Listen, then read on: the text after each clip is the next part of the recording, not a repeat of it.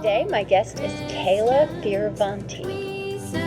You get a phone call that breaks your heart. You know, something's happened to someone in your life, and life completely changes at that moment. And it's so hard to see right then that somewhere down the road there will be hope.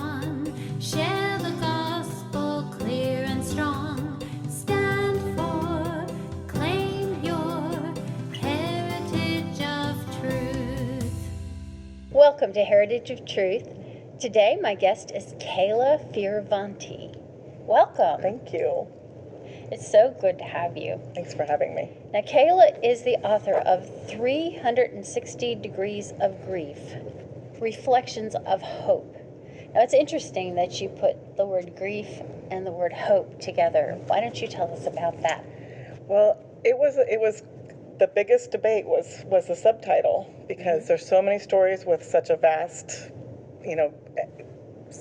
background, all kinds of different kinds of grief. And when I read through the final draft, all I kept seeing was hope. All these stories of grief and hope.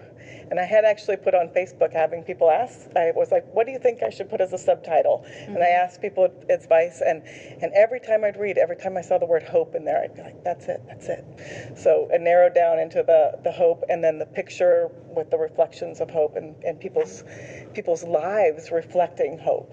Mm-hmm. Well, you talk about different types of grief in here. It's not just death. No. So tell us, what kinds of grief? About half of the book is about death. It's about people losing their mother, their child, their grandfather, so different kinds of experiences of it, and they're separated up by those sorts of losses.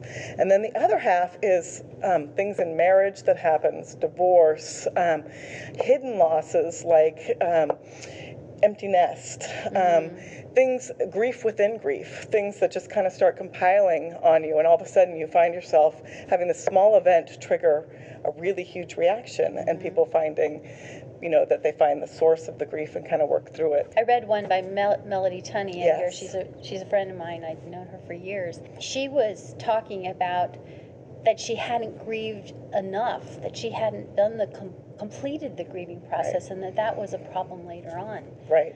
Because we get busy. We get busy. We just kind of keep moving through life, and all of a sudden it hits you in some small way. I remember while I was editing hers, how she's talking about she's driving to pick up Dick someplace at the airport, mm-hmm. and she just feels this overwhelming grief at that moment. And mm-hmm. she's like, why, God? Why? My life is good. Do you think maybe as believers sometimes we stuff our grief because we think, we've got Jesus Christ, we're supposed to be filled with joy, and we really are. Right. But then at the same time, maybe we don't face the grief and deal with it the way we need to. Right. As Christians to each other, we say, oh, well, they're with Jesus, and you're like, but I still miss them, and my heart hurts. Mm-hmm. And while it's so true, it's such a glorious thing that our person that we love so much is gone, but they're with Jesus, and they're, that's so glorious. But our everyday, there's this hole in our life, and we have to learn to live with that hole present in our life. And a lot of times we're like, just kind of shove it aside because we're busy, have commitments, we have to look good at church, and if we show that we're hurting, then maybe it might look like we're not having enough faith or enough belief. But but it isn't that way. We have to deal with grief in its own pace and not hurry it along at the pace of life today. I think it's significant that before Jesus raised Lazarus from the dead, he stopped and grieved first. Right. Which I find really interesting. He knew he was going to raise him from the dead. Right. And yet he grieved. Right. Do you think that was as an example for us? Most definitely, to take that moment and grieve, even though, because he knows not only that he was going to raise them, but that eventually they were going to be together again anyway, too. Mm-hmm. So, but still there was that loss. He's absent in the world with us right now. Mm-hmm. Mm-hmm. Now, what was the impetus for your writing this book? It came from, my mother died about 3 years ago, and she got sick and died within a 3-week period. It was just very sudden, and so there was a lot of family and friends and people coming around to spend time with her because we knew she wasn't going to make it. And as I sat there by her bedside for 3 weeks straight, just life went that life stopped, and I lived right there and around her bed.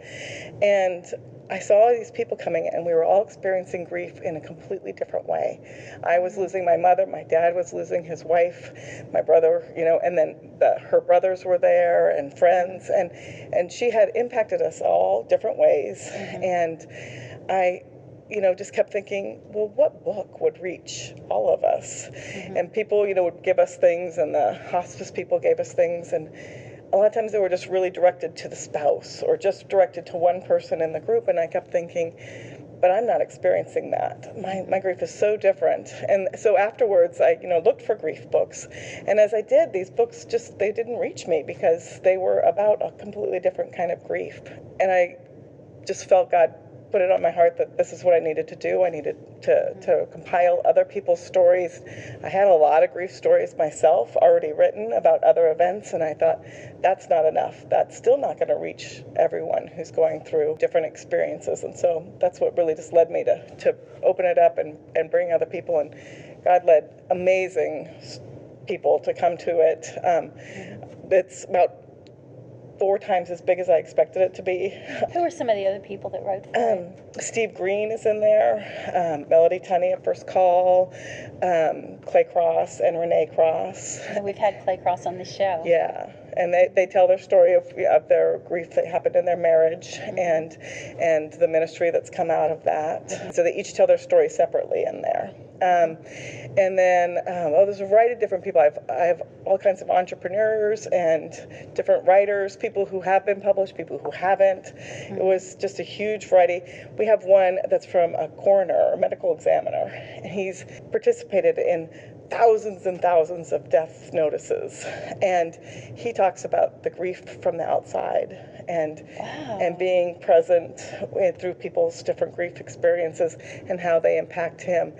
And that was just such a powerful thing to get Dwayne Begoni's stories in there. It was the first thing that he published, and he's working towards some other a book of his own, and it was just really neat to be part of that with him and other authors like that who are getting started, and others who are well experienced, and it was phenomenal. There's countless other people in there. There's 64 authors. And what has been the response to the book so far? It has been amazing. Throughout the whole process, for the editors and for the writers, it was unbelievably healing. There's been things where there's one who turned in her story, and she just really struggled with writing it and telling the story of her son being a drug addict and living in the woods in Washington State. And she turned in her story, and 2 days later, and it was kind of this, she's just having to leave it all in God's hands because she can't do anything, because she's in no control. 2 days later, he called for help. And he's gone through drug rehab during this process. And so there were several stories like that where people were like, they let go of something that they had been holding on to, trying to control, and let go of it, and they had incredible healing in their lives that was so unexpected. Well, what are some of the ways that people are healed from grief? Well, one is not repressing it, like really taking the time to cry. I hate to cry. It's just like really one of my least favorite things. And so as a non-crier, I really learned through the loss of my mom that I needed to take the time to cry and allow myself to, and be patient with myself, and also with other people who don't know how to handle your grief. Friends don't know how to cope with a friend who's grieving all the time, and they don't know what to say, and they don't know whether they'd be present. And another thing that I've seen as a problem is people think, well, it's been a month, you should be over it by now. Yes. You just lost your father, but you're supposed to be over it in a month. Right, you're supposed to move on. One story in there is called Twinless Twin, and it's about a twin who's lost her sister. And Dorothy Wagner, she writes about, I think it was several years later, someone was like, but aren't we over this? And she's like, no, I see her. When I look in the mirror, I see my sister, and she isn't here, and and that grief just doesn't go away. And for years, grief changes over time. You go through these different, obviously, phases, but also just different levels of acceptance and and the same triggers that would have triggered you a month before might not trigger you the next time. But I couldn't have written this book, or worked with the stories any time earlier than when I did. I really felt God leading me to do this, and I had prayed and prayed about it, and I was like, this is just so big, this is so overwhelming, and but I was like, if you want me to do this, God, just give me the direction. And I just feel like He gave me A to Z. I just woke up one morning, I knew exactly what to do, and I was ready. I was ready right then. And as the stories started coming in, and these, heavy grief, but with hope, throughout them, I just kept thinking, yep, the timing, this is perfect timing, and I'm ready today. A month ago, I couldn't have done this. Grief takes its own time. It does. It definitely does. Well, you've written other books. Why don't you tell us about those? Yes, they're completely unrelated to this. I used to be in the cosmetic industry, so I've written 3 books that are related to that industry. One's The Art, Science, and Business of Aromatherapy, and it basically is a book written just on the scientific facts of aromatherapy and essential oils. It leaves out all the woo-woo and all that stuff. And I put in biblical references. Okay, so yeah. It was from a biblical. It is written from everything. everything. Really cool. Everything that I write to glorify God in a variety of genres. That's so neat. yeah, so that book it does have biblical references if there was references to specific essential oils, and only the science. And then I've written a book on do-it-yourself crafts. So DIY Kitchen Chemistry is the name of that book, and it's just things fun. you can make in your kitchen, bath bombs and soap and variety of different things that are easy and simple. You can make your own lipstick, that sort of thing. Another one on how to make melt and pour soap, which is a specific kind of soap that the recipe hadn't been public before, and I figured out in my lab and was like, well, I'm going to share this recipe, and then we sold our company, so I left that industry.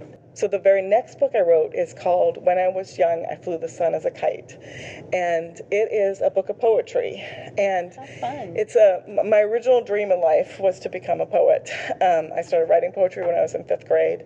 And I had just thousands and thousands of poems. And I came to Christ at 25, so later in life. And I had a lot of dark poems. And I was like, what do I do with these? Because they don't glorify God. And at one point I saw this painting, and it just all kind of came together that I could take those stories and show how God took me through those dark times, happy times to dark times, and then to Him, which were the brightest of times. It's basically a 4-chapter book, and the first one's about being a child and happy childhood poems, and then the middle one is about being lost and those difficult times. And my hope is to reach non-believers in there that will identify with those poems. And then in the 3rd chapter, it's the poems after I was saved, and then it ends with a poem called In the Arms of the Shepherd, which this book ends with as well. I was going to ask you if you had any poetry in and there is poetry in there. And then the 4th chapter is the message of salvation, and basically tells my story in a nonfiction sort of story, and then and walks through that poem and explains the sections of it and how. And what's that book called again? It's called When I Was Young, I Flew the Sun as a Kite. It sounds like a good book. Thank you. Sounds like a good book. Well, there are probably many people viewing this right now who have lost a loved one. Yeah. And it might have been years ago, and they're still grieving. I have a friend, Sandra Aldridge, who is an author too, and she lost her husband at a young age and had to raise her children alone. And she talks about grief being, when someone dies, she said it's like an amputation. You never get that back. Right. But she said it heals, but it's still an amputation. Right. And so I would like you to talk to the audience right now and give them some of the hope that you talk about.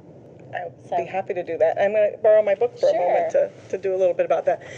Well, hope it's hard to imagine in the beginning of grief, because you're missing such a huge part of your life, and you've suddenly gone from like one day everything's just fine and you're running along, joyously through life, or it's a normal day, and you're eating a peanut butter sandwich and you get a phone call that breaks your heart. Something's happened to someone in your life, and life completely changes at that moment, and it's so hard to see right then that somewhere down the road there will be hope. And I have to say, from reading so many people's experiences, 64 different people telling these heart-wrenching stories of losing children and spouses and everything, that even early on in the grief, there's little glimpses of joy, little glimpses of hope that you can see through life. And one of the things that I found was, just from my book, this is in the chapter 1, and it talks about the things that grief taught me. And one of the things that grief taught me most is, grief is the price of love, but you must continue loving, even at the risk of paying a price. Your loved one enriched you, made you who you are, and you must honor their lives by living yours. Love others, love often, love openly, love fervently, love expectantly, and love completely into the lives of others. So that's the hardest part when you've lost love, is to keep loving others and being vulnerable during that time. And most of the hope that people found, and most of the hope that I found through grief, is continuing to love the people around me and letting their lives fill me up, even at the risk of knowing that at some point they could grieve me, or I could lose them. Something tragic could happen. But the price is so worth it. Yeah, definitely. Well, where can people find you online? I'm several places, but the easiest place to find this book is at 360degreesbooks.com. And my other website is kaylafioravanti.com. Right. That's why I give both. It's a tough name. Okay. Well, thank you so much, Kayla, for being our guest. Thank you so much for having me.